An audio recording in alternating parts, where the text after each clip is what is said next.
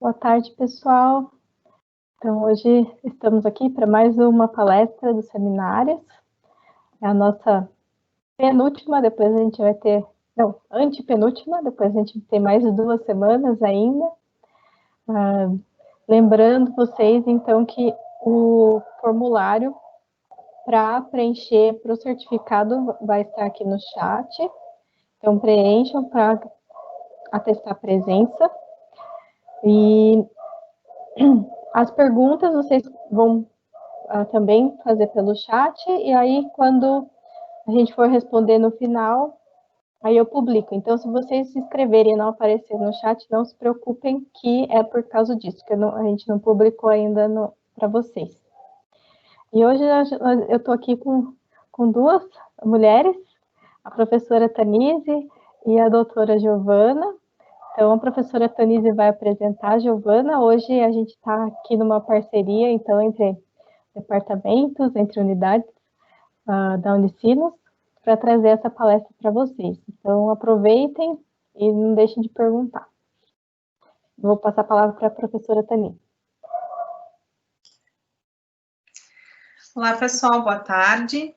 Quero primeiramente agradecer, então, a Patrícia por esse espaço. O PPG de Biologia, a graduação de Biologia sempre foram nossos parceiros dentro da CEUA, sempre entenderam a importância e sempre nos apoiaram em todas as atividades que a gente vem fazendo nesses últimos anos. Então, atualmente, hoje eu sou coordenadora da CEUA. A gente tem como dever, né, dentro da gestão, proporcionar discussões acerca da temática, de ética, independente dos níveis que a gente esteja falando, né, e a gente sempre busca essa parceria com o curso de graduação de Biologia ou com o PPG da Biologia, para a gente atingir o maior número de público, que é o público que realmente gira e transita bastante projetos dentro do nossa CEUA. Então, Patrícia, muito obrigada, a coordenação da Biologia também, muito obrigada, a coordenação do PPG também, agradecemos muito, imensamente, todo o apoio que nos dão há muitos anos.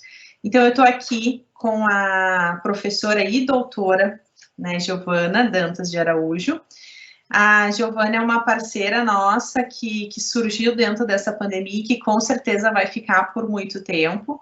Acho que a linha de pesquisa dela, o trabalho que ela realiza, é um trabalho que soma muito com o que a gente faz dentro da universidade, com o que a gente pode fazer em vários aspectos. Então, acho que o pessoal pode aproveitar bastante as conexões que vão surgir desse espaço, que fomentar, né, o desenvolvimento e essa parceria veementemente na pesquisa na bancada, que é o que a gente quer.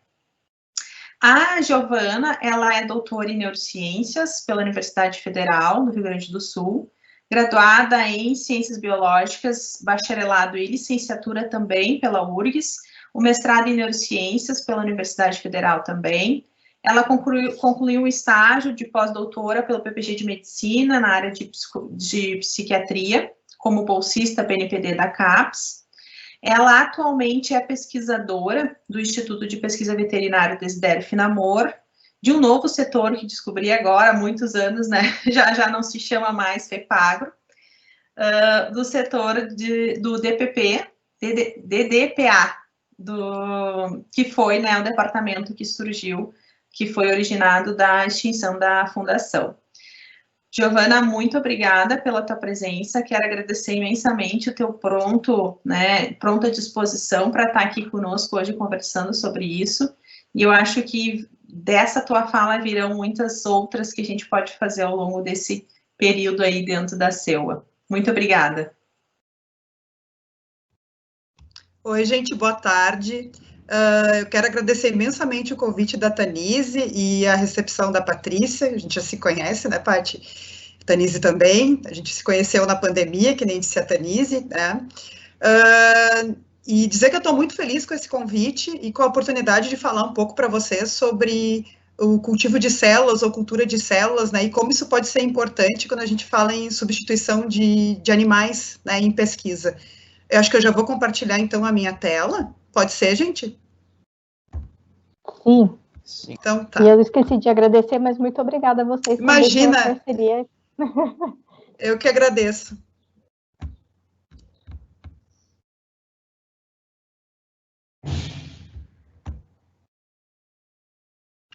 Então, gente, eu vou conversar com vocês um pouco, falar, né, sobre os aspectos éticos no uso de células em pesquisa, tá? Como a Tanise falou, eu sou a Giovana Dantas, eu sou pesquisadora no IPVDF, né, que é um dos integrantes do Departamento de Diagnóstico e Pesquisa Agropecuária da Secretaria de Agricultura aqui do nosso estado, e sou professora também no Programa de Pós-Graduação em Saúde Animal do IPVDF, tá? Quem é meu aluno, quem já fez alguma disciplina comigo, já está acostumado, já sabe que eu sou uma pessoa que eu adoro, quando eu estou falando de um assunto, começar falando sobre aquele tema, pegando aquela palavra no dicionário, porque eu acho que nos informa muito o que é aquilo, nos dá uma ideia do tema que a gente está falando, tá? Então, lá no Michelis, que é um dicionário bem conhecido, quando a gente escuta, a gente lê a palavra ético, o significado, ele vai nos informar, né, que é um ramo da filosofia, cujo objetivo é refletir sobre a essência, princípios e valores, problemas fundamentais da moral, sentido da vida, o bem e o mal, né? Outra coisa que eu gosto muito de mostrar para os alunos é a etimologia, a origem das palavras, porque também nos dá essa informação de qual é a finalidade daquela palavra, né? Ética vem do grego ethos, que quer dizer modo de ser e caráter, né? Os romanos traduziram por mos. Deixa eu achar aqui uma luzinha para nos ajudar, ó. Mores, né? Mos no singular e mores, que é de onde vem a palavra moral, tá? E eu marquei aqui para vocês, é um tipo de comportamento propriamente humano que não é natural, mas é adquirido ou conquistado por hábito. Então, a ética, a moral, o ethos, né, o caráter, são coisas que a gente aprende, e é importante que a gente aprenda para conseguir conviver e viver em sociedade, tá? Ainda, lá no site da FURG, a gente vê também que a ética é um campo da filosofia, né? Uma investigação racional ou uma teoria sobre os padrões do que é certo e errado, tá? E quando a gente fala de ética normativa, a gente está falando, ó, de corpos de padrões que profissionais devem observar e aceitar, tá? Então, dentro da nossa profissão, a gente também, além de estar vivendo em sociedade, a gente seguir uma ética importante para que a gente consiga viver todos bem, a gente também, dentro da nossa profissão, a gente tem padrões e parâmetros e normas que a gente deve seguir, aceitar, seguir e observar. E é importante que a gente consiga compreender o porquê dessas normas. Então, a ética, ela abrange um compromisso que é social, abrange direitos e deveres, e abrange o princípio universal da responsabilidade, quer dizer, todos nós, desde o individual até a comunidade planetária, temos uma ética de responsabilidade. Então, por exemplo, quando eu, Giovana, né, entendo que é importante que eu compre, por exemplo, as hortaliças, os vegetais, enfim, que eu consumo direto do produtor, né, eu estou assumindo uma ética, uma responsabilidade que é minha. Eu estou reconhecendo a importância disso para eu viver em sociedade. Além da minha ética individual, existe uma ética, uma responsabilidade pública, que é os deveres do Estado com a saúde, com a vida das pessoas. Então, um exemplo bem atual dessa falha de uma ética de responsabilidade pública, a gente enxerga na situação lá do Amapá, que ficou e ainda está, né, vários dias sem luz, e o Estado, independente de partidos e governos, enfim, o Estado do Amapá e o governo federal deveriam ter tomado providência para sanar aquela situação, porque nós estamos num momento de pandemia, né, as pessoas ficaram sem luz, ficaram sem poder refrigerar seus alimentos, ficaram sem água, né, foi um caos, e isso deveria ter sido solucionado, porque não é uma coisa que as pessoas conseguem individualmente resolver, é papel e dever dos estados, né? E a ética de responsabilidade planetária, que é o desafio que a gente enfrenta de preservação do planeta. Então, também uma situação bem atual que nós vivemos, que é a da pandemia, que a gente sabe, né, que a origem desse vírus tem muito a ver com a degradação do meio ambiente. Então, nós estamos pagando o preço por essa responsabilidade, tá? Quando a gente consegue atender uma lei, uma regra ou uma norma de maneira autônoma, quer dizer, eu conscientemente decido, baseado nos meus conhecimentos, que é importante que eu atenda essa regra ou essa norma. Eu enxergo beneficência, quer dizer, eu atender essa regra, essa norma, eu estou praticando o bem, e é um bem que não é só para mim, é um bem que é para todos. Eu consigo enxergar a justiça nessa lei, nessa norma, de maneira racional. Eu vou deixar de agir pelo meu impulso ou de maneira assim passional. Eu enxergo racionalmente a importância dessa norma e entendo que ela está imbuída de valores que são solidariedade, empatia, sabedoria, enfim. Eu me torno um ser ético. Eu consigo decidir atender a essa norma de uma maneira que é completamente desprovida de uma influência que eu diria que seria externa, né? Então, eu consigo entender a importância de seguir essa regra, essa norma.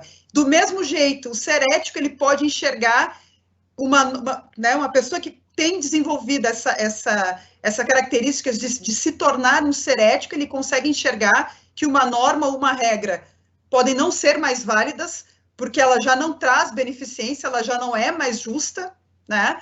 Ou, sem haver uma norma, uma regra, sendo eu um ser ético, eu crio para mim uma norma, uma regra. Por exemplo, eu sou uma pessoa, eu, Giovana, não compro animais de estimação. Eu apenas adoto meus animais. É uma coisa que eu tenho para mim. Eu acho errado comprar animais de estimação. Escolher uma raça de cachorro, por exemplo, e comprar, tá? Dessa forma, quando a gente consegue vislumbrar que as normas não atendem mais à realidade, o que falta normas para a realidade, para poder nortear a realidade de uma maneira que seja benéfica para toda a sociedade e para o planeta também, a gente, então, está desenvolvendo a ética. Dentro desse contexto é que surge a bioética. Então, é uma forma da gente colocar uma regra, uma norma na conduta que a gente vai ter em relação, então, aos contextos da ciência. Então, e tem muito a ver com desdobramentos históricos, com eventos históricos, tá? Então, o Código de Nuremberg é uma resposta, de 47, às atrocidades cometidas durante a Segunda Guerra Mundial. Depois a gente teve a Declaração dos Direitos Humanos em 48, então há 2 anos completou 70 anos. Em 64 a gente teve a Declaração de Helsinki, onde foram criados, então, os comitês de ética em pesquisa, os CEPs, né? E surgiu a ideia de que os pacientes devem ser consultados e informados quando eles vão participar de pesquisas envolvendo seres humanos. E em 70 surge, né, publicado, esse livro aqui chamado Bioethics, Bridge to the Future. Então, que enxerga esta lógica, né, de trazer a ética para dentro da pesquisa e também a questão da ética planetária, tá? No Brasil, a gente tem a disciplina de bioética já acontecendo desde a década de 70, então, assim, nos anos 50 teve um forte de desenvolvimento de pesquisa a partir, então, ali no final da Segunda Guerra, mas a gente não tinha ainda, isso no mundo todo, tá, gente? Essa noção de diretrizes, de normas a serem cumpridas. Então, no mundo inteiro, isso a partir dos anos 50, 60, isso começou a se desenvolver. Nos anos 70 surge a bioética como disciplina, né? E aí essa noção da bioética começa a tomar corpo. Então, em 96, é criada a Comissão Nacional de Ética em Pesquisa, o CONEP, pelo Conselho Nacional de Saúde, né? Dentro dessa mesma resolução, se criam, né, surge a necessidade, então, de que as instituições que realizam pesquisas com seres humanos criem comitês de ética em pesquisa para avaliar os projetos de pesquisa. Então, a forma como a CONEP, consegue enxergar todas as pesquisas que estão acontecendo com seres humanos é através, então, dos comitês de ética em pesquisa. Os comitês de ética são os olhos da CONEP. Do mesmo jeito, né, em 2008, é criado o Conselho Nacional de Controle de Experimentação Animal, que é o CONSEA, né, pela Lei 11.794, que é a Lei Arouca. Essa mesma lei vai regulamentar, né, as pesquisas envolvendo os cordados, então, e nessa lei é criada, ou surge a necessidade, então, da criação das CEUAs nas instituições de ensino e pesquisa que utilizam animais, tá? Então, todas as universidades, institutos de pesquisa, que nem é o IPVDF, né, que não é uma universidade, dentro da Secretaria de Agricultura do Estado, sempre nos locais onde que se usa animais para estudo, para ensino e para pesquisa, é necessário que todos os projetos passem pelas CEUAs, né? E, do mesmo jeito que os CEPs são os olhos da CONEP, as CEUAs são os olhos do CONSEA, tá? Então, em 96 ficou sistematizada, né, a pesquisa em seres humanos, como iam ser conduzidas as pesquisas em seres humanos.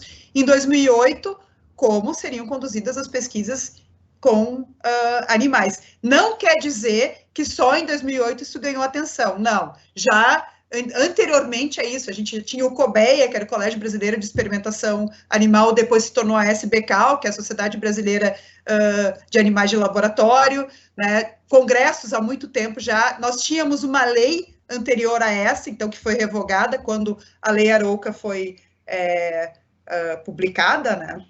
Sancionada pelo presidente da época, tá?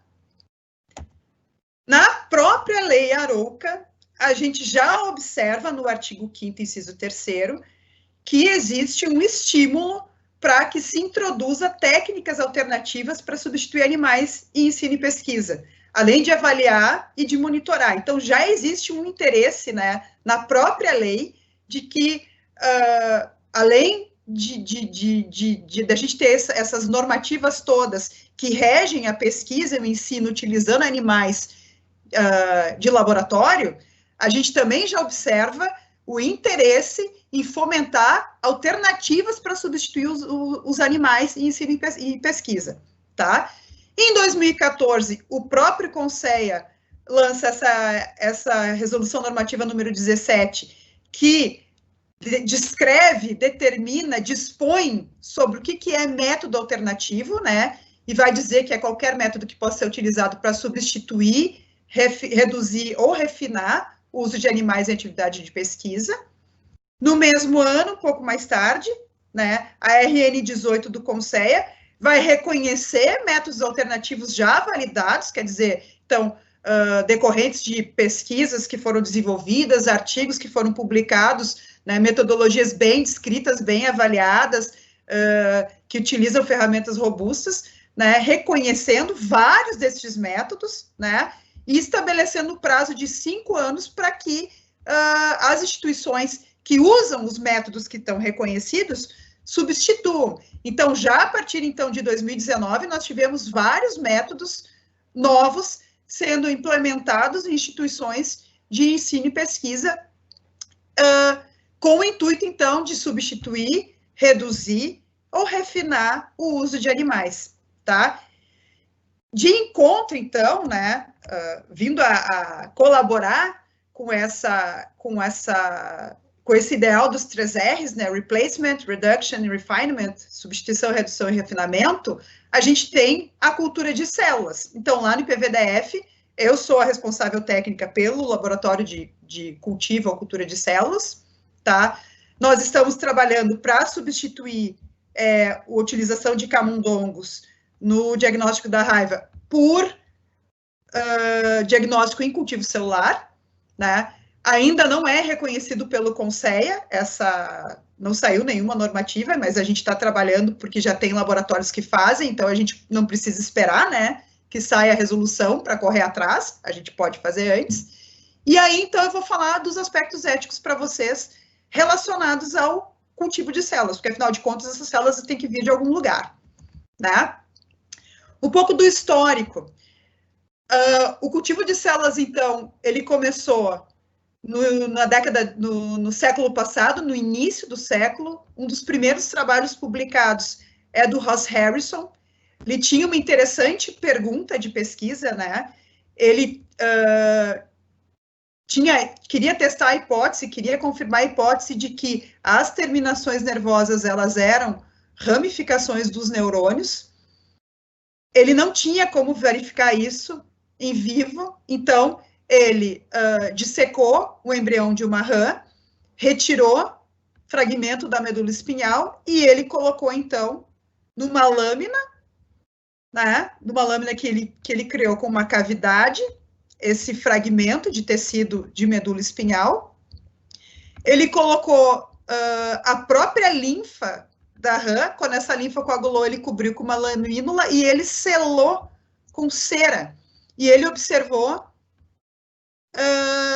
por 15 dias, ele ainda conseguiu observar o desenvolvimento das ramificações, comprovando, então, né, que as terminações nervosas, elas são mesmo ramificações do próprio corpo do neurônio que está em desenvolvimento. A vantagem dessa metodologia é que a rã é um animal que não depende de temperatura, ela não mantém a temperatura constante, então ele não dependia de uma estufa, né? Mas ele era um experimento autolimitado, porque os nutrientes acabaram e o cultivo acabou terminando, mas já deu uma ideia, né, de que era possível a gente observar células se desenvolvendo fora de um organismo vivo, e células complexas, porque esse é um animal vertebrado, tá? Então, foi publicado, ó, nessa revista, aqui nesse periódico, Anatomical Record, em 1907, tá? Depois, o Alexis Carrel, que era um francês que trabalhava no Rockefeller Institute, lá nos Estados Unidos, e o Montrose Burroughs, publicaram esse artigo aqui, chamado Cultivation of Tissues in Vitro and Its Techniques, em que ele testou várias técnicas aqui para cultivar tecidos de embrião de galinha, tá? Nesse artigo aqui, ele utilizou o frasco de Carrel, que é muito parecido com a garrafa de cultivo celular que a gente usa, então, é a mãe, né, a avó da nossa garrafinha de cultivo. Foi publicado em 1911, né? O Carrel, ele tinha como ideal montar um laboratório de cultivo de células, ele vislumbrou isso, ele achou que isso poderia ser muito interessante para o futuro, para conseguir estudar o desenvolvimento de células, entender mais de biologia celular. Ele conseguiu vislumbrar futuras aplicabilidades para essa metodologia, e o Montrose Burroughs, ele era um médico, e ele tinha muito interesse em conseguir preservar por mais tempo tecidos para enxerto, né? E aí, o que ele observou? Que os tecidos que ficavam enxertados, que ficavam em contato com o tecido da pessoa que recebendo, então, mais nutrientes, as células se aderiam ali com maior facilidade, e comparado com a borda, né, que ficava... não então com tanto contato ali com o tecido do paciente que estava recebendo. Então, ele imaginou, ele hipotetizou que seria em função dos nutrientes que essas células, né, que o tecido estava recebendo. Então, ele também foi bem importante no desenvolvimento, né, de meios de cultivo, né? Foram as primeiras pessoas que pensaram que nutrientes seriam necessários para manter esses tecidos vivos, né? Eu esqueci de dizer para vocês que o Carrel ganhou o Prêmio Nobel de Medicina em 1912, no ano seguinte. Ele publicou esse outro artigo aqui, On the Permanent Life of Tissues Outside of the Organism, quer dizer, ele conseguiu cultivar por muitos anos células que ele extraiu do coração de embrião de galinha, né? Em 1922, ele passou essas células para essas pessoas aqui, Albert Eberlin, Lillian Baker e Raymond Parker, né? Uma mulher aqui no meio desse estudo, né? Até vocês vão ver que a maioria das pessoas que trabalharam no início dessa história são homens, né? E o Eberlin manteve essa linhagem até 1946, extraída deste coração de galinha. Então, qual foi a conclusão que eles chegaram, que o Carrel chegou? Que quando a gente fornece para as células nutrientes adequados, a gente troca o meio de cultivo, de cultura, né? Propiciando, então, com que a gente limpe as células das toxinas próprias do metabolismo celular, a tendência dessas células é continuar se replicando, e ele conseguiu expandir, então. Então, num primeiro momento, a cultura dele, ele perdeu muitas células, mas aquelas que ele conseguiu manter, ele selecionou, então, uma linhagem, foram mantidas de 1912 até 1946. Em 39, o Carrel volta para a França, em 44 ele morre, em 46 o Ebelin troca de instituição, ele leva as células para outra instituição, mas essas aqui que ficaram no Rockefeller Institute, elas são descartadas. Então, as células duraram 34 anos, essas células mantidas desenvolvidas pelo Carrel, tá? Então, aí a gente já tem um salto, né, importante, no sentido de que a gente não precisa estar extraindo célula de bicho o tempo inteiro. A gente consegue criar uma linhagem contínua que vai poder ser utilizada, então, num longo prazo. Isso também é bem importante para a redução de animais em experimentação. Warren e Margaret Lewis vão se dedicar exaustivamente ao cultivo. Eles padronizaram as condições ideais para a cultura de células de mamíferos, né? Estudaram o comportamento de células, então eles conseguiram estudar até as estruturas, né, em tecidos cultivados. Antigamente chamava tissue culture, hoje a gente chama cell culture, né, cultura de tecidos, hoje a gente chama de cultivo de células, porque eles utilizavam muito o cultivo primário, que eu vou explicar para vocês, que é a cultura primária, que é retirar direto dos animais, né? Hoje a gente trabalha mais com linhagens. Então, eles padronizaram para células de mamífero temperatura, um primeiro meio de cultura adequado, depois, a partir do estudo deles, vários outros meios surgiram, a gente tem uma infinidade de meios de cultura que a gente pode usar, né? E é um trabalho bem interessante o que eles desenvolveram, e juntando estes dois artigos aqui, ó, né, o do Carrel, que demonstra a possibilidade, né, de longa duração do cultivo celular e das padronizações ideais, da padronização ideal, das condições ideais para a cultura de células, a cultura de células ganhou o mundo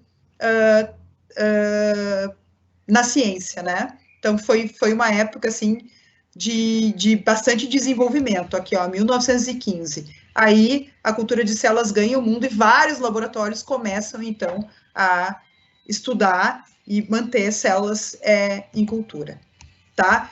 Hoje a gente vê, então, aqui, ó, 13 de novembro, foi quando eu fiz esse print.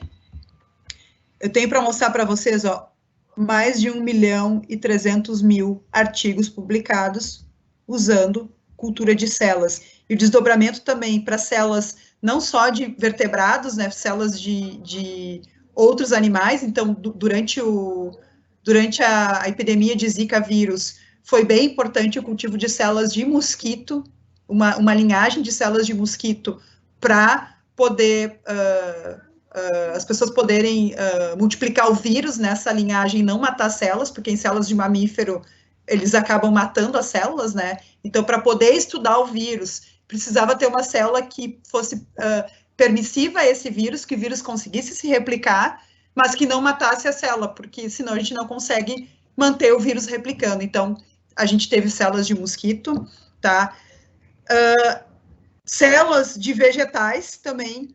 A partir dessa tecnologia, bom, se a gente consegue cultivar célula de animal, vamos fazer uma metodologia para cultivar células de vegetais, então isso também foi possível, e hoje a gente tem, né, quando a gente coloca lá no PubMed Cell Culture, a gente tem mais de 1.300.000 artigos publicados, né? Então é uma técnica que começou a ser desenvolvida no início do século XX, né, em 1907, a gente tem aquele artigo ali, então há mais de 100 anos, nós estamos utilizando cultivo de célula, cultura de célula, para desenvolvimento científico, né? E aí muitas coisas, desde entender doenças genéticas, entender o câncer, entender doenças virais, como eu estava comentando com vocês, desenvolvimento de vacina, tudo, muito avanço de conhecimento e de tecnologia e inovação em consequência do cultivo celular, tá? Existem basicamente 3 tipos, né, de cultivo celular. Então, o primeiro de todos é o cultivo, a cultura primária, em que a gente vai escolher um órgão de interesse, ou animal de interesse, né, vai dissecar, né, vai preparar esse órgão para separar as células. Então, aqui a gente vai separar, então, de maneira mecânica e também de maneira enzimática. Eu botei aqui a enzima que a gente mais usa, que é a tripsina, em um meio, né, e a gente, então, vai colocar essa célula no meio de cultura adequado, numa estufa 37 graus, né, vai variar, eu posso ter uma estufa de CO2, então aqui nessa tampa vai ter um filtro para eu conseguir manter o pH mais estável aqui desse meio, então pH é bem importante, os nutrientes que a gente vai ter no meio de cultura são bem importantes, né, e eu vou conseguir replicar algumas vezes. Então, a gente tem algumas vantagens, né, desse tipo de cultivo, né, para coisas que são do meu interesse, estudar naquelas células, por exemplo, eu quero estudar nos hepatócitos, eu não quero numa linhagem já selecionada ou transformada, eu quero estudar nos hepatócitos reais, né, ou do próprio animal, que não seja uma célula de linhagem já modificada. Então, eu vou usar o cultivo primário. Mas esse cultivo ele não dura tanto tempo, as células vão passagem, que a gente diz, vão se multiplicar algumas vezes, depois essas células vão entrar em senescência e elas vão morrer, né? Eu vou utilizar para aquilo que eu quero estudar menos animais do que se eu fosse estudar direto no animal, sim, mas mesmo assim eu vou precisar sacrificar alguns animais para poder extrair essas células, tá?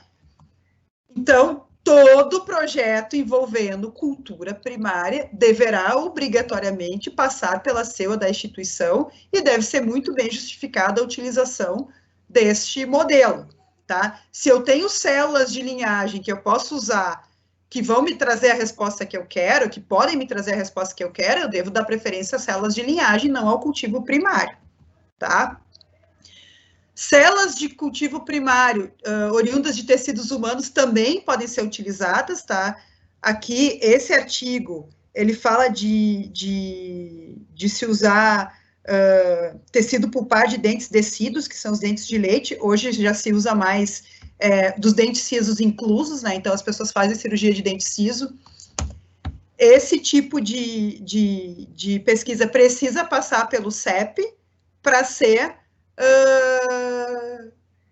autorizado, tá? Porque envolve seres humanos. Então, aqui são células-tronco, que vão ser isoladas, então, da polpa desses dentes, né, do tecido pulpar, e que podem dar origem a diversos tecidos e que são usados, por exemplo, no tratamento de lesões nos ossos, né, para recuperar, enfim. Mas precisa passar pelo CEP. Então, a gente tem cultivo primário de células de origem animal e cultivo primário de células de tecidos humanos, acontecendo, né? Contanto que passem pelas instituições, pelos comitês de éticas, tá? Aqui, ó, artigo de 2020, né, sobre Alzheimer, a gente vê um cultivo primário de células neuronais de camundongo, tá? Porque ele quer demonstrar, ó, que essa substância tem um papel, né, importante na perda cognitiva. Então, fez um modelo de doença de Alzheimer em camundongo e depois ele testou o que ele queria testar, ó, é a NOX2 aqui, ó, na função cognitiva, na formação da placa amiloide, e ele depois verificou isso ele submeteu os animais e fez o cultivo de células para verificar o que ele queria. Então, era uma cultura primária desses animais que ele tratou, desse modelo de camundongos que ele tratou, tá? Isso, obrigatoriamente, passou pelo comitê de ética da instituição lá no país dele, né, do autor. E, como vocês já devem saber, hoje, não é, que eu tenho conhecimento, todas as revistas que a gente submete artigos para publicação, artigos de pesquisa que envolvem seres animais, precisa ter lá o registro, né? A gente mandar para ele o registro para os editores, quando vai se fazer a submissão do artigo, de que a gente tem autorização da CEUA para fazer o estudo, tá? Do mesmo jeito aqui, ó, 2020, ó, possibilidade de utilização de células-tronco na regeneração dos tecidos periodontais, uma revisão de literatura. Então, células de tecidos provavelmente não, eu li lá no abstract, de polpa do dente, utilizados, né, então, de seres humanos no cultivo primário, tá? Um outro tipo de cultivo de células que a gente vai ter é o desenvolvimento da linhagem celular, que a gente diz que é uma linhagem celular estabelecida. Então, a gente que foi o que o Carrel fez, né? A gente começa, então, com o cultivo primário. Esse cultivo primário, a maioria das células vai ter um tempo de vida lá, de passagens, de vezes que eu vou conseguir replicar. Então, quando a minha garrafinha aqui, ó, fica repleta, que eu formo um tapete celular, aqui estou falando, então, de células que são aderentes, né, e que formam a tal da monocamada. Existem células que não são aderentes, células que a gente cultiva em roller, que precisam estar sempre sendo balançadas para não, né, o cultivo que eu trabalho é em garrafa, com células aderentes, células que formam um tapete, aqui formam uma monocamada, né, a gente vai, então, quando fechar essa monocamada, a gente vai repicar essa célula, quer dizer, eu vou separar com enzima e eu vou distribuir o conteúdo que está aqui em outras garrafas para eu poder ampliar o meu cultivo, tá? Então, o que acontece? No cultivo primário, a tendência é as células terem um tempo um número de passagens, um número de vezes que a gente consegue replicar, né? E depois elas vão entrar em senescência e vão morrer. Como que se desenvolve uma linhagem celular? Células que desencadeiam, né, nas suas mitoses, mecanismos que vão facilitar a mitose e que vão impedir com que elas entrem em senescência. Durante o cultivo primário, a gente pode acabar selecionando essas células, e foi isso que o Carrel fez, quando ele demonstrou lá o cultivo de longo prazo, né, as células lá de coração de embrião de galinha duraram 34 anos e só não duraram mais porque as células foram descartadas, né? E aí, então, essas células que conseguem, então, desencadear esse mecanismo de evitar a senescência, tá? A gente consegue replicar durante um longo tempo, e aí eu vou ter uma linhagem celular estabelecida, tá? Um exemplo, ó, esse tipo, quando eu já estou trabalhando com linhagens estabelecidas, eu não preciso passar pela CEUA. Lá no meu artigo eu vou referenciar, né, vou dizer que eu trabalhei com a célula da linhagem MDBK, com a linhagem N2A, com a linhagem ED, enfim, com a célula que eu estou trabalhando, porque ela já é uma linhagem celular estabelecida e a gente vai adquirir de maneira comercial essas células, tá? Então, passou um longo tempo aqui e eu desenvolvi uma linhagem. Essa célula aqui, ela já não é mais a célula, né? Ela já tem características diferentes daquela célula do cultivo primário, tá? Então, quando a gente trabalha com linhagens estabelecidas, a gente não precisa passar o projeto pela CEUA. Sempre a gente deve dar preferência para essas células de linhagens estabelecidas ou células transformadas, que é a próxima que eu vou falar, em detrimento a cultivo primário, tá? A não ser que a gente não consiga, que nem era o modelo dele, ele queria ver, ali no artigo que eu mostrei para vocês, o modelo de doença de Alzheimer em camundongo, ele queria ver o comportamento das células frente a uma determinada substância, tá? Então, aqui, ó, artigo de 2020, ó, a célula MDBK utilizada para estudar um poxvírus bovino, né? A mesma célula, ó, ela é já uma célula de linhagem estabelecida. Ela foi depositada pelos autores, né, que dão o nome à célula, a Marden Darby, Marden Darby Bovine Kidney, né, célula de rim de bovino, né? Em 57 ela foi depositada. Então, todo mundo no mundo inteiro que trabalha, que usa essa célula MDBK, está utilizando esta linhagem que foi depositada por essas pessoas aqui, Marden e Darby, tá? Ela tem, ó, uma patente, né, a TCC, CCL, o nome da célula é MDBK, ela é patenteada lá pela TCC, né? Que é a American Tissue Culture Collection, tá? E ela recebe esse nome aqui, o trademark dela, né, pela empresa, tá? Então, todo mundo que trabalha com MDBK está trabalhando com esta linhagem aqui, que foi desenvolvida em 1957. A pessoa que publicou este artigo aqui está usando essa célula aqui, ó, tá? Que é uma célula de linhagem, a linhagem estabelecida. Eu não preciso mais utilizar o rim, tirar de um bovino o rim para ter essa célula, porque essa linhagem ela já está estabelecida.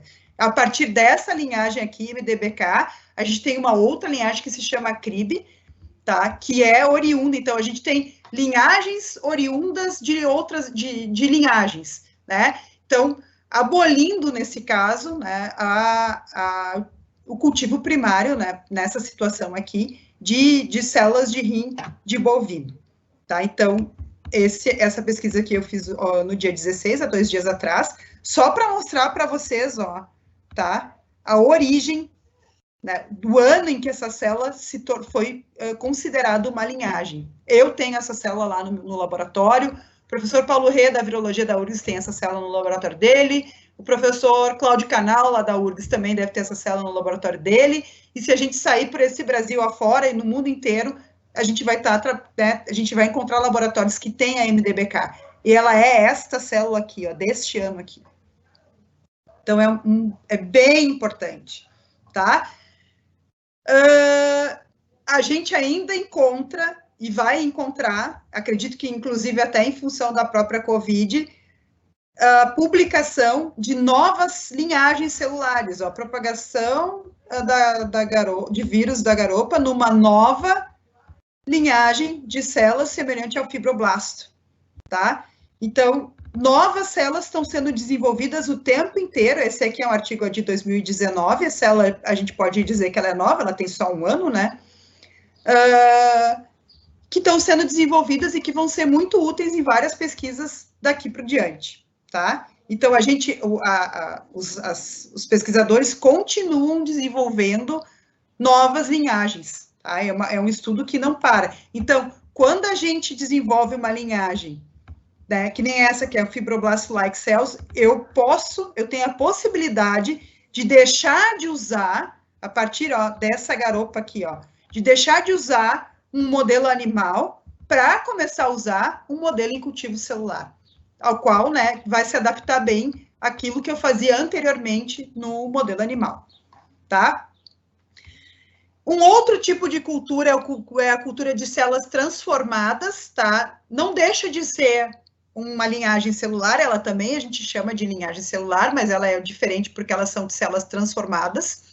Essas células podem ser transformadas por tratamentos químicos, por vírus, por luz UV, ou são células de origem tumoral. Então, são células que a gente diz que são imortalizadas, tá? Se a gente oferece para elas o meio de cultivo adequado, mantém o pH, a temperatura, etc. Quando a gente congela elas de maneira adequada, essas células, então, transformadas, elas vão viver elas tendem a viver para sempre, tá? A MDBK, as células de linhagem, elas têm um número de passagens, número de vezes que depois que a gente descongela, que a gente consegue multiplicar. E aí, então, a gente sempre precisa ter no laboratório células congeladas, né, em nitrogênio líquido, com a passagem mais baixinha, para que quando o meu cultivo começa a não dar certo, eu vou lá na minha ampola, descongelo uma ampola e começo a utilizar. Então, a gente costuma ter no laboratório as células que a gente mantém em cultivo, quando a gente vai para fazer algum experimento, ou para quando tiver um diagnóstico que precise daquela célula, a gente sempre tem células em cultivo. Estou dando exemplo, então, da MDBK, que é uma célula que a gente usa lá no IPVDF, mas a gente tem células congeladas, dessas células de linhagem, com poucas multiplicações, poucas vezes que eu repiquei, né? Então, com a passagem bem baixinha, 90, 92, não sei se eu tenho aqui, com quantas passagens que ela foi, ó. Ela foi depositada, ó, com 96 passagens, tá? Então, eu tenho lá que eu estou usando, ela está em 200 e alguma coisa. Quer dizer, desde que ela foi depositada até agora, 200 passagens, 200 vezes que eu passei, que ela foi passada, não são muitas vezes. E eu tenho congelada também com menos passagens lá, 95, 98. Essas células HeLa, ou as células transformadas, elas não têm esse limite de passagem, tá? Elas, a gente pode mantê-las em cultivo ad eternum, assim, tá? Essa célula tem uma história interessante, né? É uma célula que foi retirada de um tumor, de cérvix, então era uma pessoa que tinha um câncer de colo de útero, né? Uma mulher de 31 anos que veio a falecer, negra. Essa história ficou bem conhecida. Aqui está a célula, a TCC, é a célula HeLa, tá? Ela nível de biossegurança dela, que é uma coisa que a gente precisa cuidar muito quando trabalha com cultivo de células, é nível 2, porque ela contém o papilomavírus humano, por isso que essa pessoa ficou doente, tá? Aqui diz as características da célula, ó.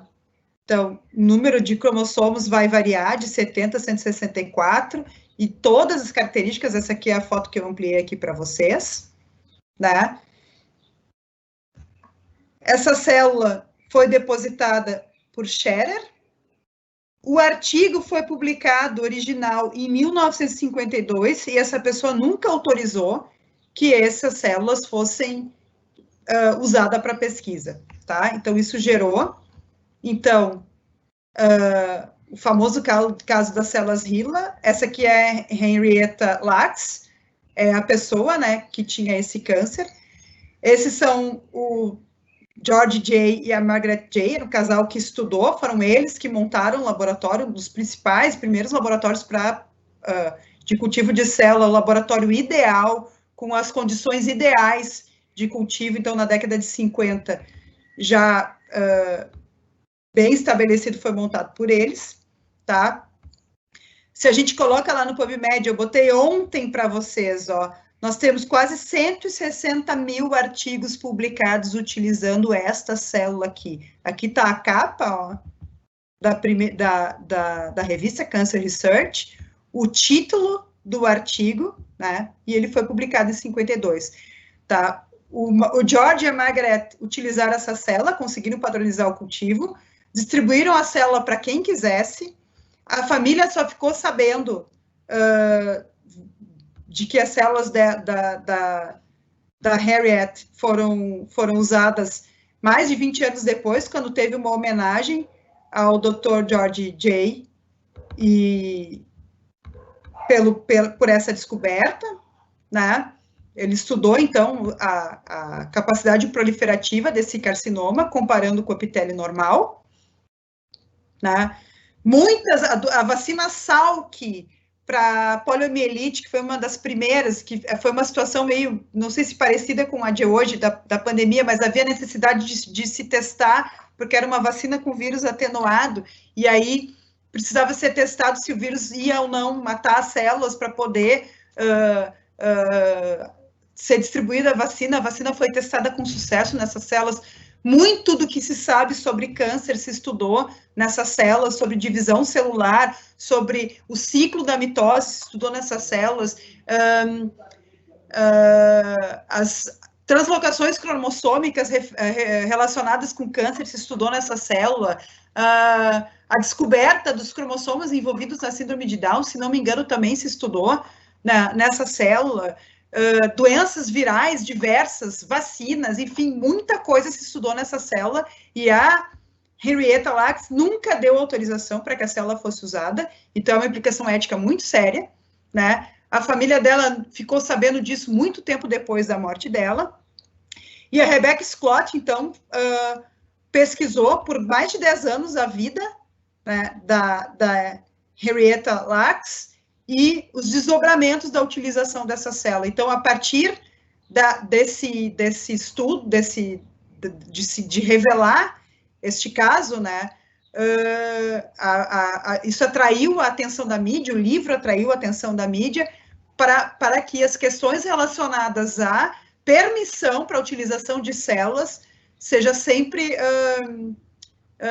atendidas, né? As pessoas precisam autorizar o uso das suas células. Isso na Inglaterra é bem estabelecido, já anteriormente, então, à publicação do livro, que, se não me engano, foi em 2009, tá? Aqui no Brasil, como eu falei para vocês, né, as células de linhagem, vamos voltar lá na MDBK, ó, tá? São células que a gente adquire comercialmente, então a gente não precisa, né, tirar a célula do bicho, sacrificar o animal para ter esse cultivo. Aqui no Brasil nós temos um banco de células reconhecido, que segue, acreditado, né, que passou pelo processo de acreditação, né, atendendo as normas lá de laboratórios da ISO 17025 e da ISO 9100, então, que é o Banco de Células do Rio de Janeiro, né. O outro banco de células muito conhecido, e acho que o mais conhecido do mundo, é o ATCC, American Type Culture Collection, lá dos Estados Unidos, tá? Que recebeu o depósito, então, da MDBK. Aliás, as células que tem no ATCC também tem no BCRJ, tá, gente? Então, o BCRJ adquiriu essas células e se credenciou e sofreu, né, passou pelo processo de acreditação para se tornar um banco de células. Não é qualquer instituição que pode ser um banco de células, tá? É um processo bem rigoroso.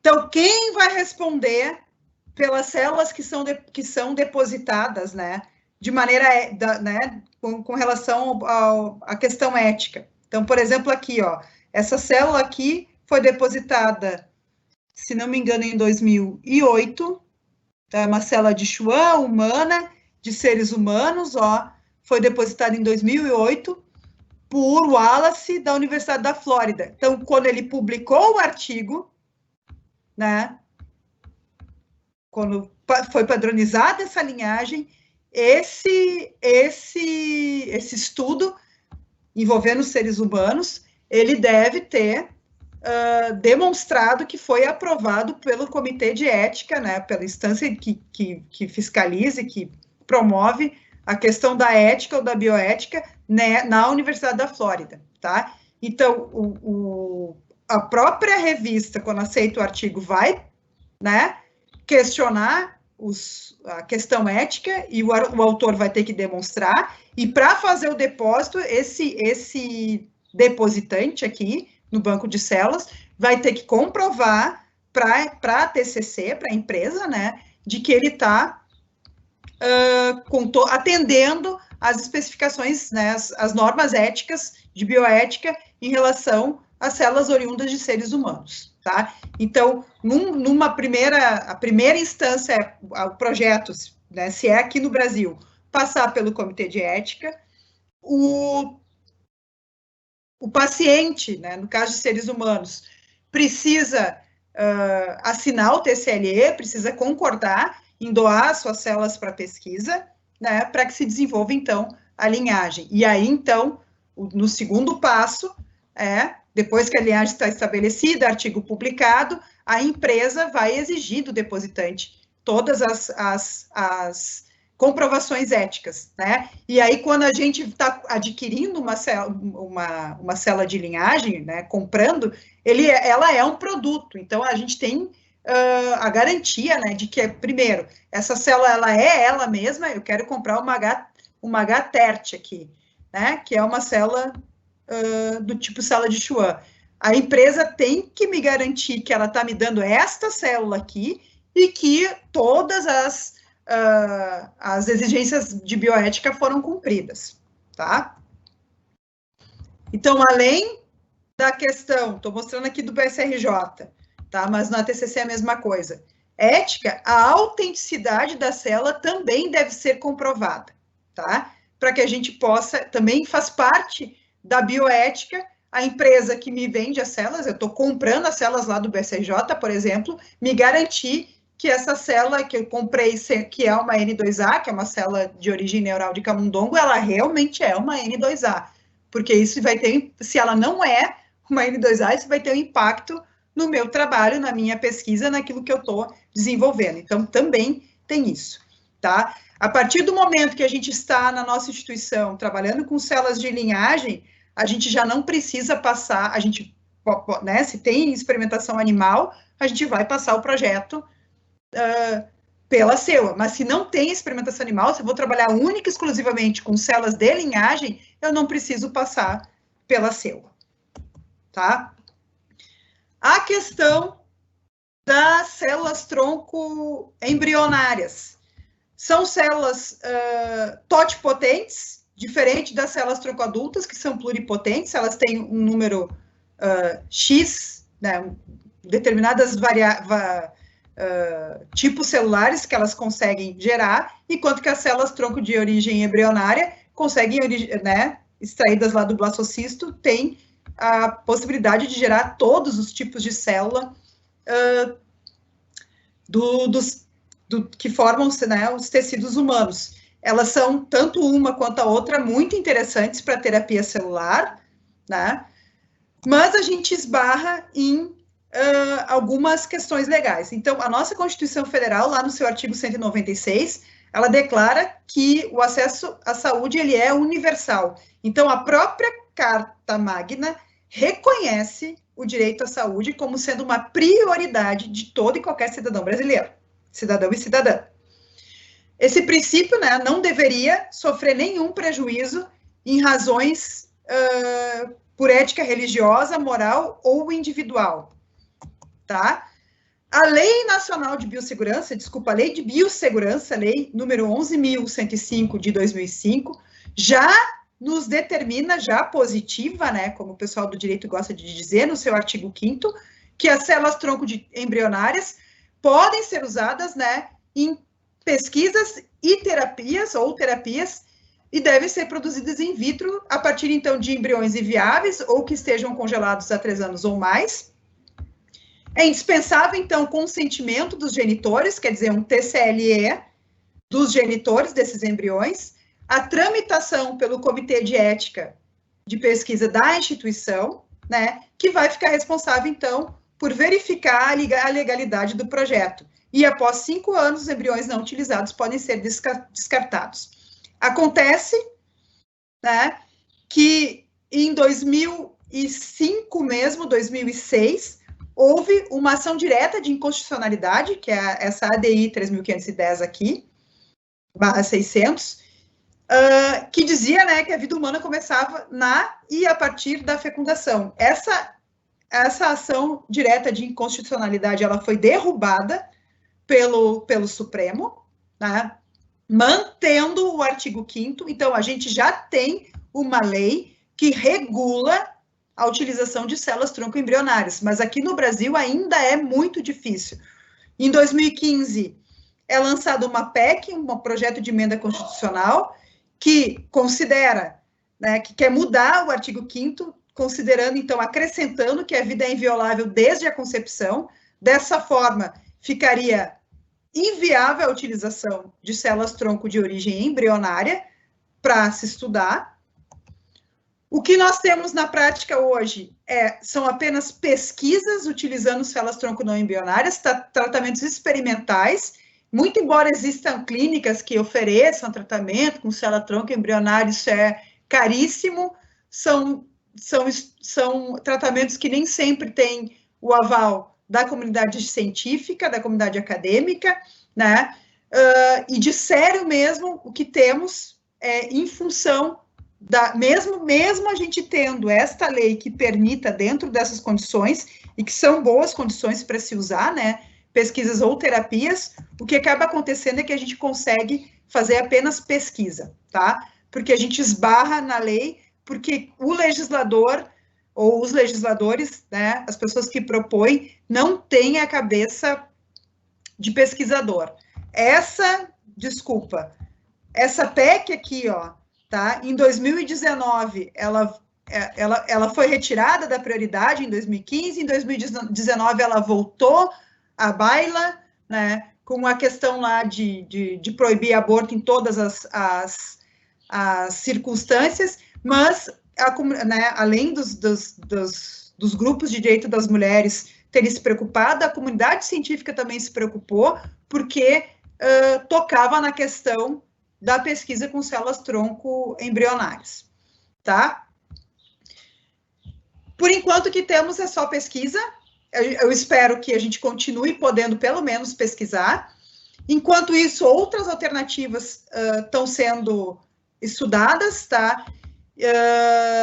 Uma delas são com as células IPS, que são células-tronco pluripotentes induzidas, que são células, então, que são reprogramadas, células-tronco de adultos, né? Células somáticas já do paciente, que vão, então, ser reprogramadas. Existem várias formas de reprogramar, né, para gerar essas IPS, essas células-tronco pluripotente induzidas, né? A gente tem células-tronco, por exemplo, eu mostrei para vocês aqui, ó, da medula, da medula óssea, né, que podem gerar uma série de tecidos, mas essas induzidas, a gente pode programar, fazer com que a célula retroceda a um estado de indiferenciada e aí poder, então, induzir a diferenciação para o tecido que a gente gostaria, né, de produzir. Nesse estudo aqui, ó, foi mostrado, a partir da célula do paciente, a criação, ó, de células de tecido germinativo masculino, então, que vão originar espermatozoides. Já tem estudo para originar, por exemplo, ovários para mulheres que não conseguem engravidar, ou que tem alguma questão de ovulação, enfim, tá? Aqui no Brasil existe uma empresa que se chama Pluricell, que já trabalha e oferece, né, essas células para pesquisa e para tratamento também, tá? Voltadas, então, para tratamento de cardiopatias. É bem interessante o trabalho da Pluricell. Em termos, então, de bioética e de redução de uso de animais, um dos desafios que a gente tem é poder cultivar células sem a utilização do soro fetal bovino. O soro fetal bovino é um suplemento que a gente usa no meio, é comum de se usar, vocês estão vendo que esse artigo aqui é de 2006, então aqui ele cultivava um hibridoma, né, esses autores aqui, ó. Esse artigo traz o cultivo de hibridoma sem soro fetal bovino. O soro fetal, ele se considera importante porque tem fatores de crescimento, né, uma série de fatores que são importantes para a célula se desenvolver, mas existem considerações éticas, ó, porque a maneira de obter, ela fere de uma maneira, né, o bem-estar animal. O soro fetal é obtido, então, de tecidos fetais bovinos durante o processo de abate, né? Lembrando, ou comentando com vocês, que os processos de abate em abatedouros não estão sob o guarda-chuva do CONSEA, porque o CONSEA é o Conselho Nacional, né, de Controle de Experimentação Animal. Então, quem vai verificar a questão de bem-estar animal em abatedouros, em fazendas e tal, são os conselhos de medicina veterinária, tá? Mas vem de encontro ao que a gente quer, ao que a gente busca, que é diminuir o sofrimento animal e reduzir, né, ou se possível, eliminar o uso, então, de soro fetal bovino no cultivo celular, tá? Já tem muita gente que consegue. Em 2019, a gente tem esse artigo publicado, a otimização de alguns fatores, para serem utilizados num meio livre de soro. Os autores, então, otimizaram alguns fatores aqui para produzir um meio de cultura livre de soro para conseguir cultivar essa linhagem, que é uma linhagem de camundongo, se não me engano, tá? Esse show cell line aqui, ó. Nessa linhagem celular. Então, a gente ainda trabalha, eu lá uso o meu meio com soro fetal bovino 10% para conseguir cultivar as células que eu tenho lá. O ideal é a gente conseguir substituir isso, né? E acho que está caminhando. E acho que a própria pandemia vai nos propiciar com que se ande, né? Se caminhe para diminuir, para reduzir, se possível, eliminar a utilização de soro fetal bovino em cultivo celular, né? Porque a gente está desenvolvendo muita coisa, tá? Os pesquisadores, os cientistas estão desenvolvendo muita coisa durante a pandemia. Gente, eu quero agradecer muito a atenção de vocês. Esses são os meus contatos, tá? O e-mail da Secretaria da Agricultura e o meu Gmail. Vocês podem me contatar se vocês quiserem por qualquer um dos 2 e-mails. Eu agradeço muito o convite da Tanise e o convite do PPG da Biologia da Unicinos, para eu poder estar falando um pouco com vocês sobre cultivo de células e sobre como essa técnica ela pode ser interessante e importante para a gente estar cada vez mais reduzindo, então, o uso de animais em pesquisa. Tá? Muito obrigada, Giovana, foi ótimo. Muitas coisas interessantes e temos várias perguntas aqui. Ai, que legal! Vai dar para ter várias discussões. Então, a Daniele, ela pergunta se existe algum limite de material animal que é permitido dentro de pesquisas. Como foi a pergunta? Existe algum limite de material animal que é permitido dentro de pesquisas? Não, não existe um limite. Eu também sou da CEUA, lá, a Tanise é da CEUA, aí na Unicinos, eu sou da CEUA lá no IPV, né?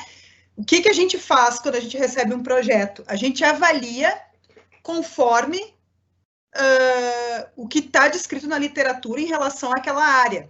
Então, a pessoa precisa justificar, se ela me pede para usar, né, a pessoa está a campo e ela vai fazer um estudo que ela vai testar, vou dar um exemplo de um projeto lá do IPV, que ela vai testar uma alternativa para controle de carrapatos, que é uma alternativa mais sustentável, e ela pede para infestar 30 bovinos, 40 bovinos, ela tem que me justificar por que ela precisa de todo esse número de animais, tá? Então, assim, se a justificativa ela é bem robusta, a gente entende que é importante utilizar aqueles animais. Estou dando esse exemplo, que é um exemplo que eu avaliei junto com os meus pares lá no IPV, né? Ela vai ser autorizada a utilizar. Daí ela diz assim que ela vai coletar sangue de todos esses animais de tantos em tantos, de X em X tempos, tá? Se a gente acha que a frequência é muito próxima, a gente vai sugerir para ela que ela vá, por exemplo, coletar sangue não uma vez por semana, mas uma vez a cada 15 dias, uma vez por mês. A gente vai, ou então, se a gente não entende, a gente vai perguntar, mas por que tu precisa coletar sangue uma vez por semana desses animais? Porque, né, coletar sangue de bovina, aí tem que botar os animais lá no... Ai, meu Deus, como é que chama? Eu sou bióloga, não sou veterinária, agora não me lembro. Trabalho com um monte de veterinário e não me lembro o nome na mangueira, né? E aí, conter os animais, tudo isso vai gerar estresse, né? Então, se ela pode fazer isso uma vez a cada 15 dias, por que ela vai fazer uma vez por semana? O pesquisador ou a pesquisadora.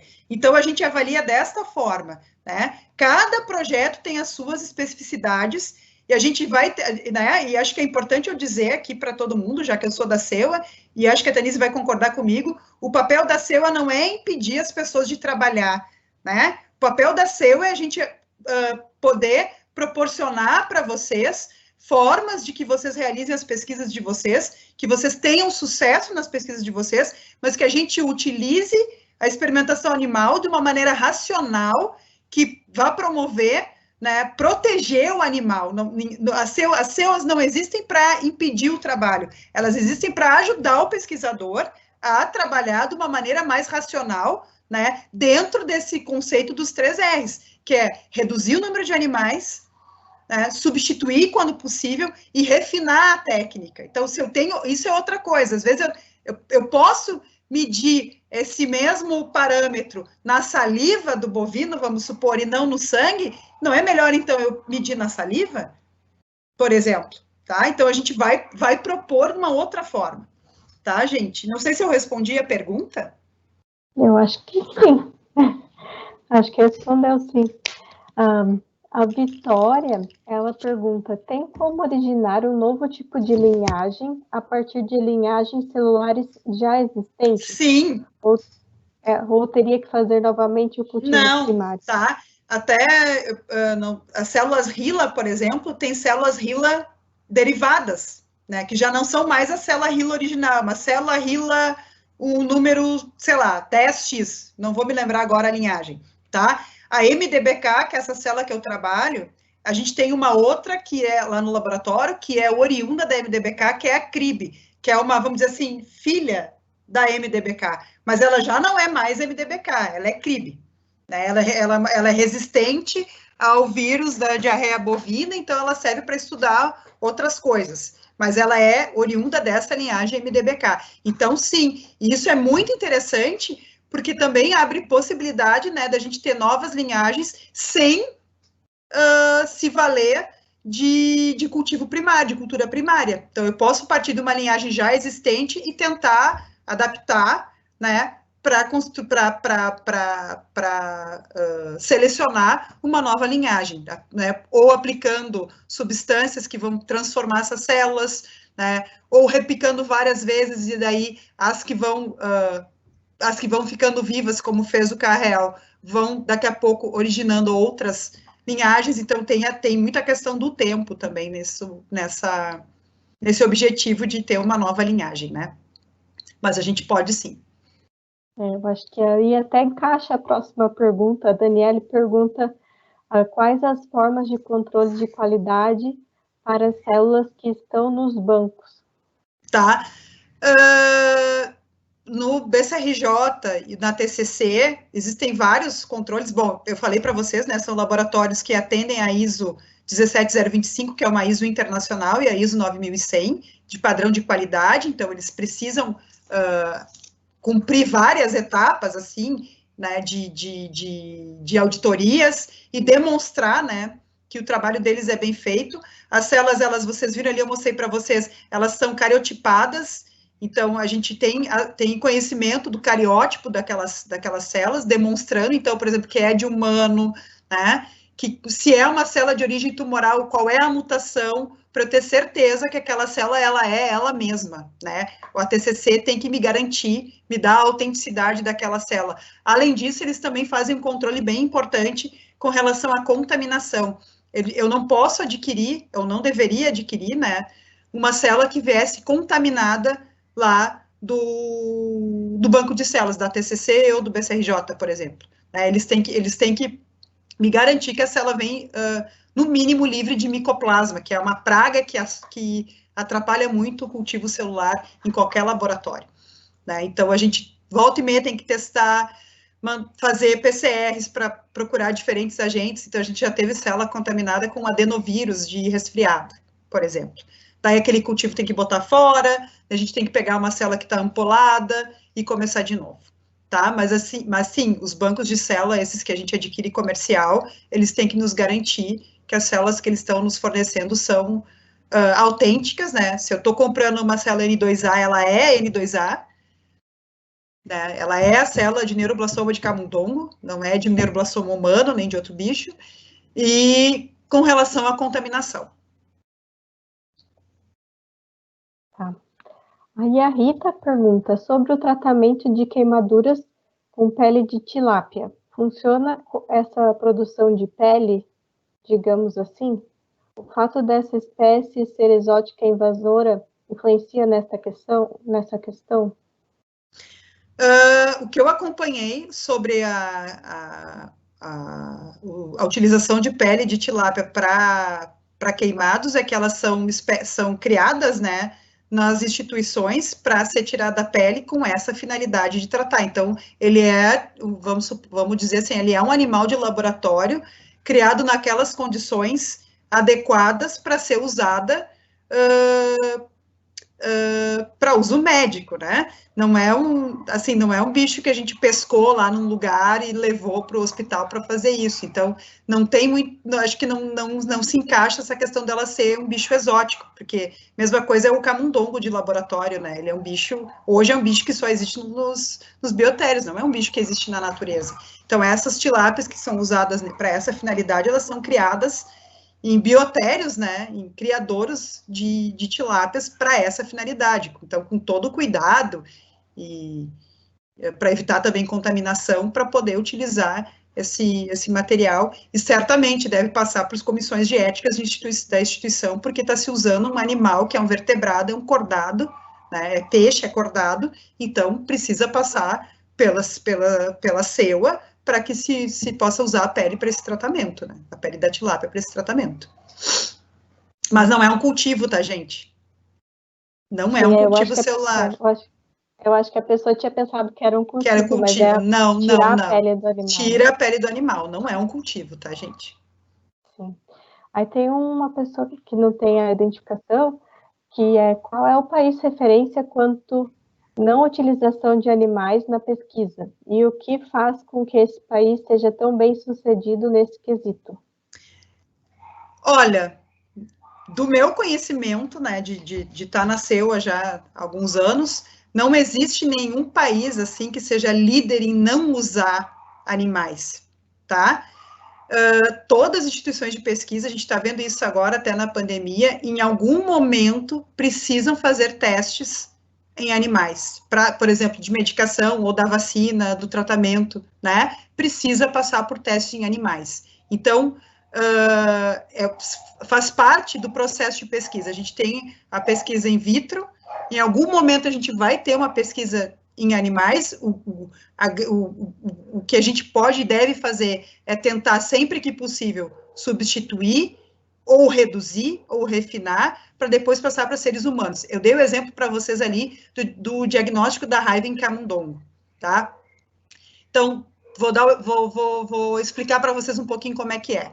Quando a gente recebe lá no IPVDF um encéfalo de um animal que morreu com suspeita de raiva, a primeira coisa que a gente faz é uma lâmina desse encéfalo, né? Um imprint. A gente incuba essa lâmina com um anticorpo para o vírus da raiva fluorescente, e a gente vai fazer umas lavagens e vai ler essa lâmina no microscópio de fluorescência. Se o vírus estiver naquele tecido ali, se a gente conseguir enxergar o vírus, enxergar a fluorescência, a gente vai dizer que aquele animal estava, né, com raiva, e termina ali. Se a gente não enxergar, pode ser que o animal seja negativo e ele tenha morrido de alguma outra causa, né? São animais que morreram com sintomas neurológicos, né? Mas pode ser que ele tenha tido raiva e que a carga viral fosse pequena e a gente não conseguiu identificar. Então, o que vai acontecer? Esse cérebro vai ser preparado, vai ser feito um inóculo, que a gente chama, e vai ser inoculado em camundongo. Tá? E aí, os camundongos vão desenvolver, se o animal for positivo, os camundongos vão desenvolver a doença e eles vão morrer também. É uma forma horrível, do meu ponto de vista, assim, de diagnosticar uma doença. Mas a raiva é uma doença de notificação obrigatória, porque se as pessoas ficarem com raiva, pegarem a doença, vamos supor que foi um bovino numa propriedade e que o proprietário, né, teve contato com o animal manipulou o animal, e aí se sujou com a saliva do animal, e a raiva é transmitida pela saliva dos mamíferos que estão portando vírus. Então, a gente precisa diagnosticar, precisa ter certeza, né? Qual é o pulo do gato na história do cultivo celular? Que eu posso, em vez de inocular os camundongos, fazer essa mesma inoculação num cultivo. E aí eu vou olhar, em vez de eu olhar depois se tem vírus no camundongo, eu vou olhar se tem vírus na célula, tá? Isso ainda o Conselho ainda não determinou que ele é obrigatório a fazer, mas já tem laboratórios que fazem, e a gente está trabalhando nisso lá no IPV.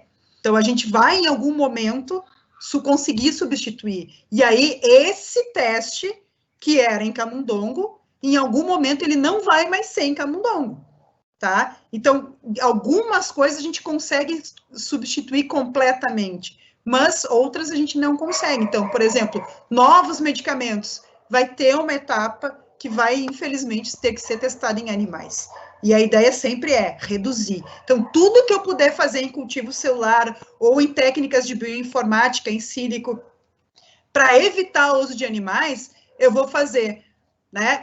Tudo que eu puder, tudo que for possível, a gente vai fazer, para que quando chegue o momento de usar os animais, a gente use de maneira racional, o mínimo possível, e sempre procurando refinar, utilizar a técnica mais moderna que a gente tem, para que minimize o sofrimento desses animais e a utilização de animais. Tá? Mas não existe uma instituição de pesquisa que não use nunca, né? Sim. Até tem uma pergunta, até pode ser tanto para você, quanto a Tanise também, se quiser comentar, né? Eu sempre me pergunto isso, será que a gente consegue chegar a não utilizar um animal, por exemplo, em teste de remédios, assim, porque cosméticos eu ainda imagino que seja uma coisa que talvez não tenha tantos problemas, dependendo do que for, mas um remédio, né, um medicamento, será que a gente consegue chegar um dia que a gente não vai usar nenhum animal? Qual que é a visão de vocês, assim? É difícil, né? Que suspiro, né? É. O ideal, assim, a gente gostaria que sim, que a gente chegasse nesse nível, né, gurias? Mas eu acho que não, acho que tão logo ou tão cedo a gente não chega nisso. Mas essas técnicas em sílico, esse uso da bioinformática, elas já nos ajudam tanto a reduzir o número de animais, porque hoje tu sintetiza um composto de ação, seja para qualquer coisa, um composto bioativo, e tu coloca no software, o software já te dá mais ou menos uma variedade de como ele vai agir. E aí tu já elimina no próprio software um monte de compostos ou um monte de situações em que tu não precisa mais daquele uso do animal para te saber que não teria um efeito. Que não vai, Então eu acho que a gente evoluiu muito, nós evoluímos muito. A fala da Giovana foi assim espetacular quando a gente diz que a SEUA, ela está aqui exatamente para a gente ter um olhar de cuidado, né? Um olhar realmente para que a tua pesquisa ela tenha tanto um valor científico quanto um valor ético, né? Uma responsabilidade com tudo aquilo que se faz. E muitas vezes nós, no comitê, temos que realmente, né? A SEUA tem que realmente ser lá a comissão que dá ou não, ou que diz que não é assim que tem que ser feito, ou realmente tem que seguir essa regra, porque senão a gente não consegue existir em uma mesma situação onde tudo realmente seja feito e pensado com responsabilidade. A Giovana foi, assim, excepcional e muito feliz na colocação dela, porque é o que a gente sabe, eu trabalho mais com humanos, trabalhei muito com animais, agora trabalho mais com humanos.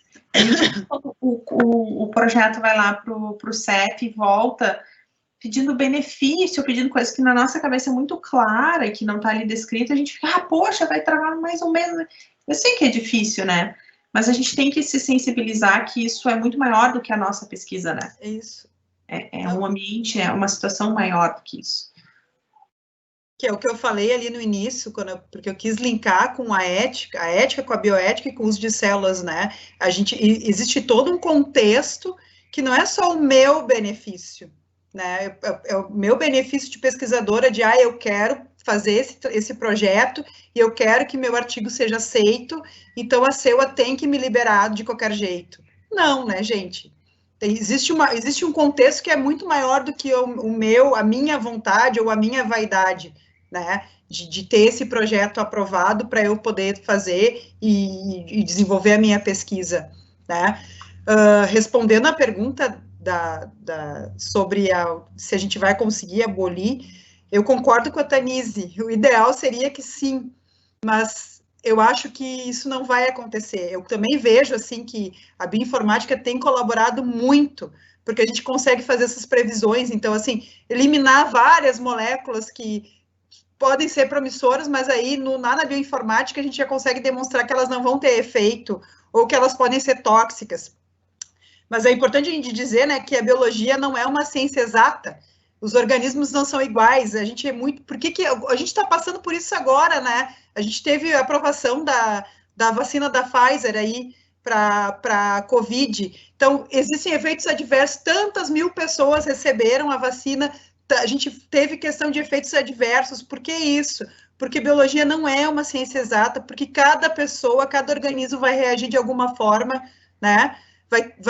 Tem as suas especificidades. Então, a gente, para ter uma segurança, por exemplo, com medicamentos, é muito difícil que a gente consiga abolir completamente a experimentação animal. E aí, como eu falei, a gente tem que se valer das outras técnicas, né? Sim. Tem uma complementação aqui de uma pergunta. A Bárbara pergunta, sobre esse exemplo do animal com raiva, é usada alguma dessas técnicas na imunohistoquímica para diagnóstico de câncer? Se usa marcadores para diagnóstico de câncer, sim, na imunohistoquímica, né? Mas que eu saiba, assim, eu nunca vi dizer que se faça uma prova biológica para câncer. Então, é feito direto do paciente. Então, por exemplo, câncer de mama, quando está fazendo a cirurgia para tirar, eles já fazem uma punção no linfonodo, linfonodo sentinela, e se ele tem características ali que se vê na citologia, já na hora da cirurgia já tem uma pessoa que vai olhar no microscópio aquilo ali, aí se tira todo o tecido e vai para a patologia e se faz uma imunohistoquímica para marcar os marcadores, olha que redundante, mas é para isso, é para verificar os marcadores lá do câncer, mas não se faz prova biológica, né, inocular um camundongo ou cultivo celular para câncer, não. A gente pode, né, cultivar células, como eu mostrei para vocês ali, de origem tumoral e depois transformar essas células em células de linhagem, isso sim. Perfeito, a gente está chegando aqui a 7, que é o nosso limite. A gente teve um comentário aqui da professora Larissa, que é coordenadora do PPG da Biologia, parabenizando pela palestra, que foi ótima. Então, eu gostaria de agradecer mais uma vez aí a parceria do seu, a professora Tanise, que convidou a Giovana. Essa palestra foi ótima, aposto que todo mundo gostou. Essa discussão, eu tenho mais perguntas, mas qualquer hora eu te chamo para perguntar. Vamos conversar no WhatsApp. Sim, muito obrigada, gente. Também quero agradecer a Giovana, então, né, por toda essa aula, essa discussão, aprendi várias coisas, estou com várias anotações aqui, fui botando e disse, nossa, eu não trabalho com cultivo celular, e a gente tem aquela falsa ideia de que o cultivo celular não precisa de um CEP, não precisa de uma CEUA, né, e aí a gente viu que não, precisamos sim, é um tema que às vezes a gente acaba passando batido e não se dá conta, mas foi fantástico, muitas coisas legais, muitas translações, né, de conhecimento, onde a gente vai de uma questão de responsabilidade ética, onde a gente vai a uma pesquisa aplicada mesmo. Então, parabéns de coração, Giovana, seja sempre bem-vinda aqui conosco, em qualquer espaço, em qualquer momento, graduação, pesquisa, café no futuro, sem Covid, com vacina. Né, a gente vai ficar muito feliz de se ter aqui. Paty, muito obrigada. De novo, agradeço e reforço, né, a importância do apoio do PPG da Biologia, do apoio da graduação da Biologia em todos os aspectos e sempre estar do lado da CEU aí para tudo que a gente precisa. Obrigada, meninas.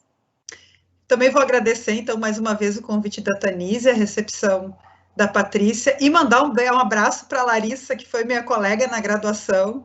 A gente se encontrou no final do ano passado justamente com esse projeto que da raiva, né, de um cultivo celular, que um graduando, né, da biologia defendeu o TCC dele, ele fez com a gente lá no IPV e defendeu aí na Unicinos.